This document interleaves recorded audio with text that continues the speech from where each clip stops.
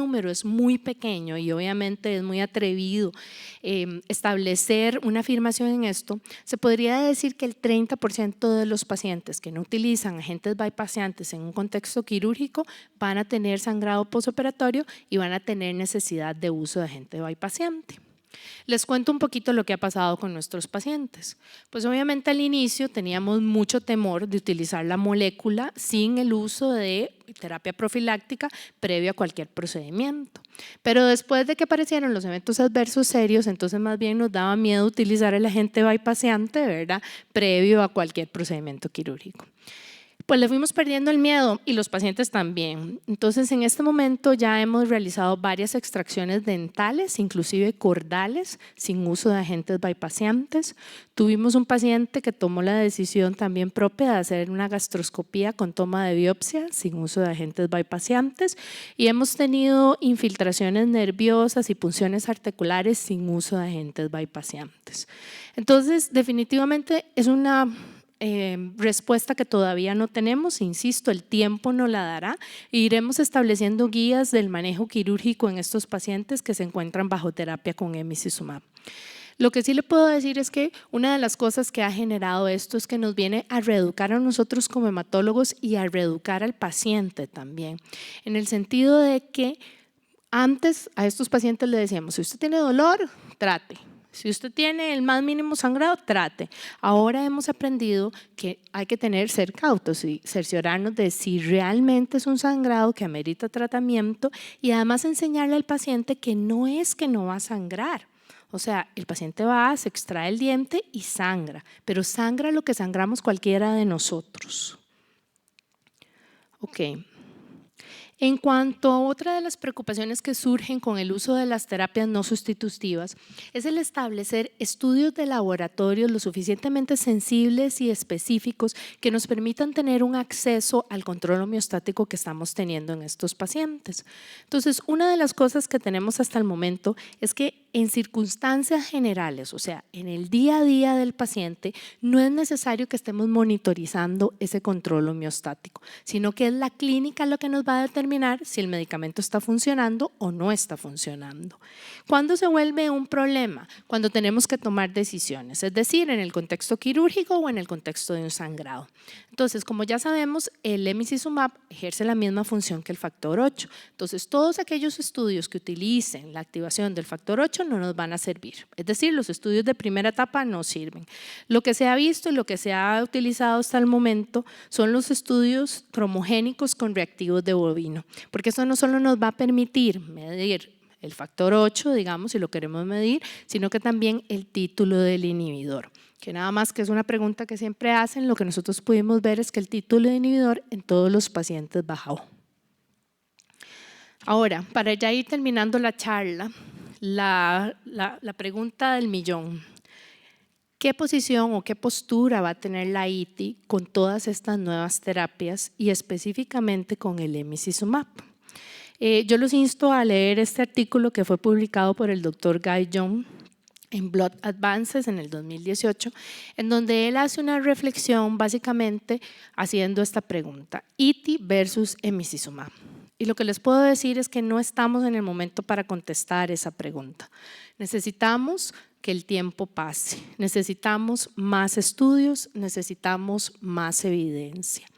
Yo pienso que nosotros como médicos tenemos que plantearlos qué es lo que queremos, cuál es el objetivo al que buscamos llevar al paciente y obviamente individualizar cada caso. No es lo mismo tener un niño de 2, 3 años que acaba de desarrollar un inhibidor a tener un paciente de 30 años que ya ha tenido 2 ITIs fallidas y en donde no tenemos nada que ofrecerle. Entonces definitivamente aquí lo que tenemos que es tener paciencia, como le digo, y esto, bueno, se los digo a los pacientes que están en los estudios y se los digo a los de la casa farmacéutica, el emicizumab está rompiendo paradigmas, es lo primero que les dije cuando empecé la charla. Esto es como cuando apareció el Glivec y se vieron los primeros estudios con leucemia mieloide crónica, lo mismo está pasando con esta molécula, pero la molécula tiene que pasar la prueba del tiempo y en eso estamos. Todo tiene sus pros y sus contras. Lo único que les digo en la reflexión es que acuérdense que también estamos hacia buscar la cura de esta enfermedad a través de la terapia génica. Y uno de los requisitos que tiene la terapia génica es que el paciente no tiene que tener inhibidores. Entonces, volvemos a lo mismo. ¿Cuál es el objetivo que queremos buscar en estos pacientes? Y con esto termino mi charla. Nada más los dejo con esta reflexión. A mí generalmente me gusta terminar las charlas con una reflexión que nos haga pensar de por qué estamos aquí. Pero esta reflexión se la robé a uno de mis pacientes que estaba participando en el G21, que es un adolescente que había tenido una muy mala calidad de vida. Y 3 meses después de estar en el estudio, él me dijo, doctora, es que este producto me enseñó que yo no sabía que existía esta vida y se podía ser feliz. Y con eso concluyo. Muchísimas gracias.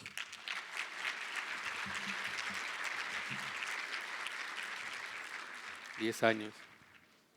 Estamos al borde de perder la patente.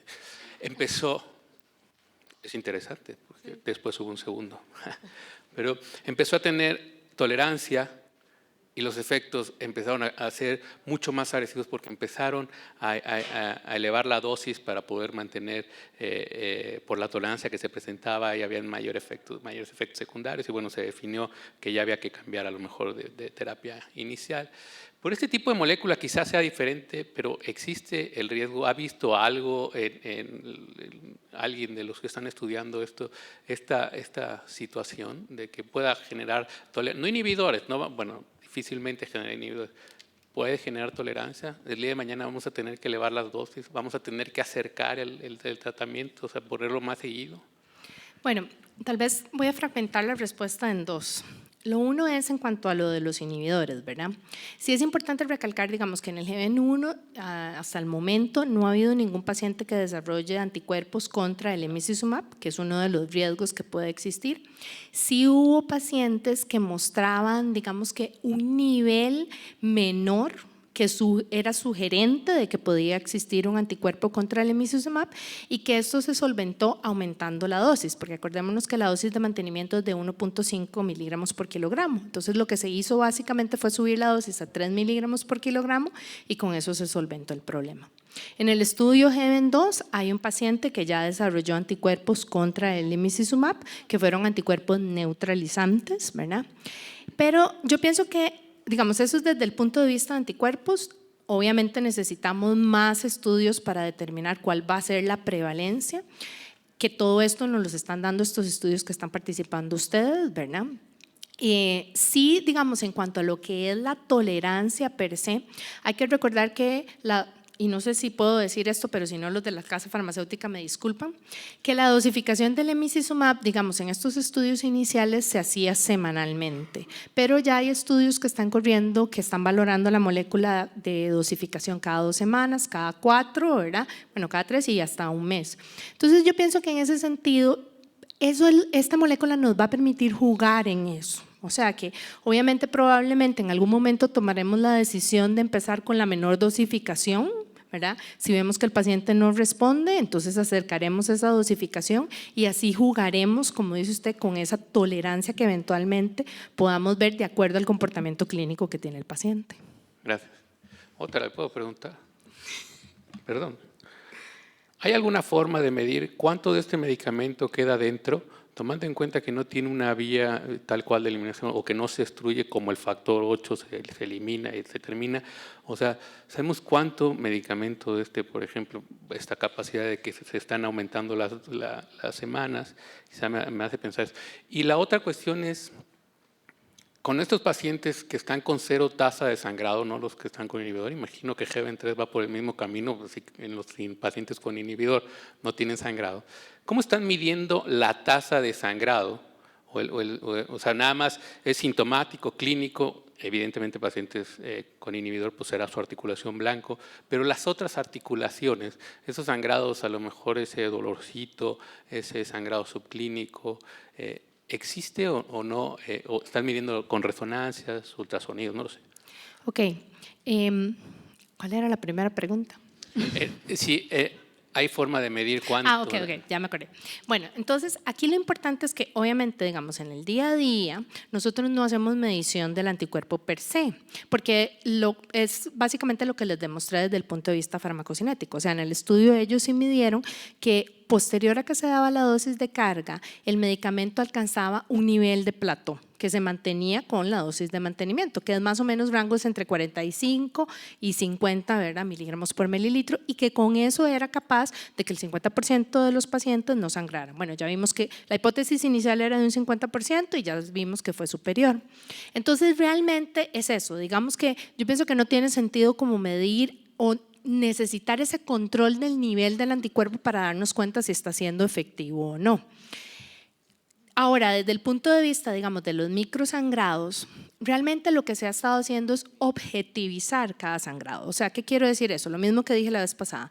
Anteriormente uno lo que educaba a los pacientes era: ¿tiene dolor? Trate, porque ya sabíamos todo lo que venía después de eso, ¿verdad? Y entre más temprano instauráramos ese tratamiento, pues obviamente iba a ser más fácil controlarlo. Pero ahora lo que hemos hecho es que los objetivizamos a través de ultrasonido. Y muchas veces lo que nos damos cuenta, tanto nosotros como el paciente, es que no es sangrado, ni son microsangrados, sino simplemente es parte de su sinusitis crónica que ya tiene instaurada. ¿Cuál es el costo del tratamiento y la indicación actual para el uso del emicizumab?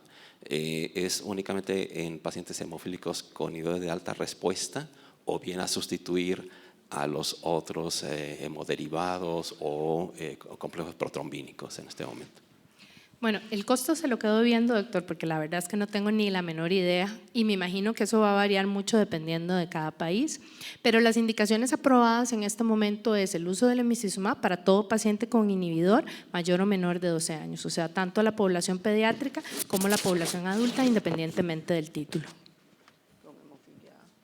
Sí, perdón, con hemofilia, tiene razón la doctora.